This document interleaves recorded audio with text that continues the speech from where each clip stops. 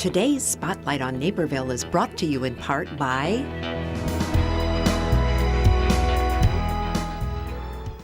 Welcome to Spotlight on Naperville, Community That Cares. I'm Nancy Wearsome. The nonprofit community is presenting some very special events and important messages.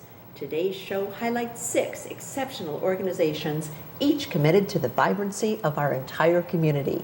So thank you for joining us as we feature these extraordinary nonprofits. So thank you all for being here. And we're delighted to start with the Naperville Municipal Band today. So welcome back. Thank you. Ron Keller is the director of the Naperville Municipal Band. Good to have you. I know we took you from rehearsal. We'll get you right back. Okay, thank you. Tony Pellegrini is the president. So good to have you, Tony. Thank you, Nancy. And Diana Brandt is the band manager. So good to have you, Diana. Thank you. Well, Ron, the band is in its, 155th year? 155th season. Wow, how exciting is that for you? Well, a lot, because for me it's been over 60 years that I've been involved with the band, and this is my 49th year as director. And I've seen the band grow from a typical small town band to a very, very, very good, almost not professional, but very good community band. Recognized throughout the country as one of the best. And it's been a great run for the band. Sure has, and I know all of Naperville is proud of what you do. We always look forward to seeing you at the parades or the concerts. And Diana, let's talk about the concert series because it began. Yes. Right? Yes, it did. So tell us about some of the others. Well, we have people who don't like opera is one of the concert themes, and we have our children's parade coming up June 26th.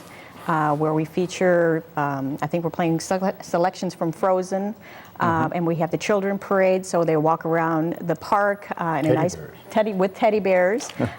So it's really nice, so the kids can kind of join in. And we have, of course, our big band concerts and the patriotic concert, which is our biggest concert of the season, I think, and which is that's going to be on a Wednesday this year, Wednesday, July 2nd. Cannons and everything, church bells, just a wide variety of music between overtures, selections from musicals, movies, marches, everything. And what about the one for the people who don't really like opera? Such a clever name. Well, I actually do, but I want to hear what you're going to do. Well, it's various pieces of opera music that is just fun to play. So even if you don't think you like opera, if you come to our concert, I think you might figure out that you do like opera. Some of them are probably very recognizable that very people don't even realize what it is. Yes, so, yes, definitely. Well, Tony, let's talk about that patriotic concert a little bit. Sure, yeah. As Diana had mentioned, it is on Wednesday, so everyone knows that typically we're on Thursday nights at 7:30, but because the cannon people, we have Civil War reenactors shooting off 6 real cannon. They're shooting duds, of course, but it's loud and you can feel it. They have other commitments, so they couldn't do the regular Thursday night. So they'll be here on Wednesday, and it's the biggest show of the year. We've got people all the way out to Benton Street, lined, packed, in Central Park. It's the most exciting show of the year. It is really something, and you brought those cannons. Well, the very first time we did it was Mayor Chester Rybecky's idea. He said, one of my favorite numbers is the 1812 Overture, but I've never heard you play it. Can you play it? And I said, well, yeah, Chet, we can do it, but to do it right, we need cannons. So the very next day he called me and he said, I have 4 105 howitzers from a National Guard unit. What time and when? And so that was the beginning in 1975, I think it was, or 76. And we aimed the cannons at Wheaton. We had the official shelling of Wheaton because they were our big enemy and they stole the court records and everything. But he had the mayor from Wheaton come over, gave him a sympathy card, and the whole bit.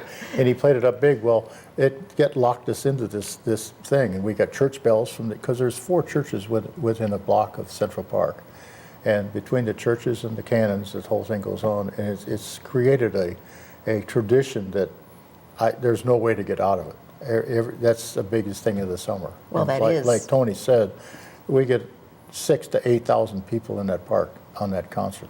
And people are in the park at 6 in the morning laying out blankets and chairs, taking their spots that they do, so they know they have a spot for the concert. Wow. And throughout the year, then, at the concerts, on the other ones, you have, what, an ice cream social? And tell us, the first 1,000 have programs, right? Yes, we have, every concert has an ice cream social, which is put on by nonprofit organizations like some churches and like Adopt and things like that. And they have home-baked goods, store-bought goods, usually water, coffee, things like that to sell. But then the concert is then sponsored by usually a downtown Naperville shop. Like I know we've had Naperville Bank and Trust, Two Bostons, Le Chocolat, Catch 35, which everybody likes that. And they have a raffle. And right about halfway through the concert, we'll have a break. And the sponsor will come out, give a little pitch for their store or business or whatever, and they give away 2 $25 gift certificates. And then the band also gives away 2 $25 gift certificates for the downtown shops. So it's a lot of fun.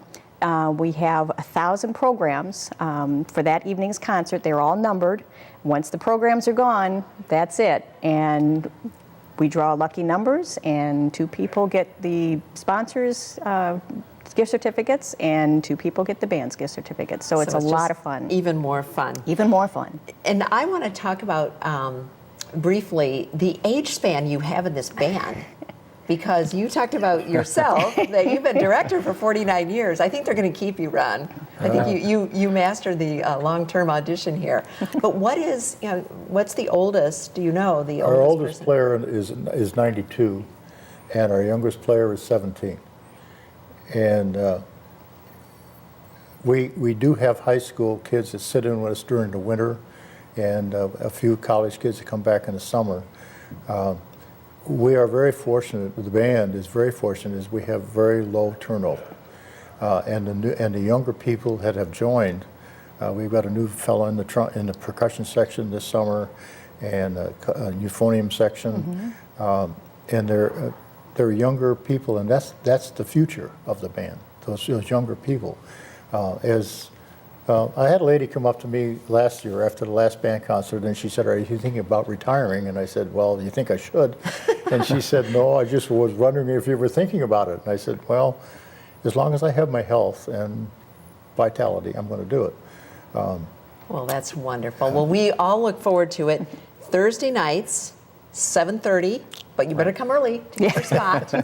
And your That's right. program. Yes. And watch the percussion section, because they're the ones that they're visible to everybody. You can see them moving around back there and getting. And that's Tony, so we're going to be That's watching right. for you, Tony. Okay, thank you. Well, thank you so much for taking time out from your rehearsal to be with us.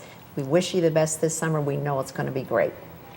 And we're going to take a short break. When we come back, more Spotlight on Naperville, so stay with us.